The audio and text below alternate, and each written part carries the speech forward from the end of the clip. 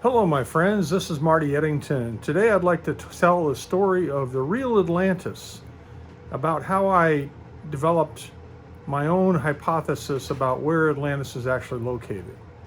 It starts several years ago when I saw a video on YouTube about Atlantis possibly being in Western Africa. And I was really curious about it, so I started researching the subject online. What I found out was truly amazing. There's a structure in West Africa called the Richat structure, which consists of multiple rings.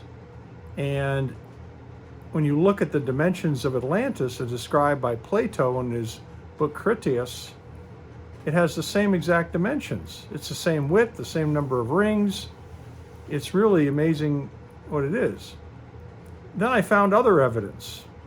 Herodotus, who's a famous ancient Greek historian, didn't make a map, but he wrote about different things in geography around the world, and other people have made up maps as a result of his writings. And all of those maps show Atlantis placed in West Africa, not off the coast, but in West Africa, as well as the Atlas Mountains, which are north of this location. And Atlas was supposed to have been the first leader of the city of Atlantis. There's other evidences too about having to do with how water may have been in the area. It's just really fascinating.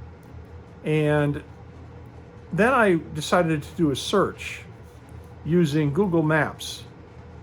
And I did a search into that area, into the center of the island where people say there are no ruins.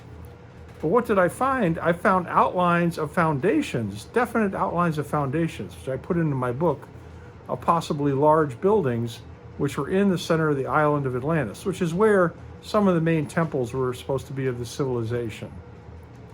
Anyway, I'm now convinced that this is the true story. Other people have argued for other places for Atlantis, but this one has been held up for several years as probably the best probability. My book is titled The Real Atlantis in the Eye of the Sahara, because the Richat structure is also called the Eye of the Sahara.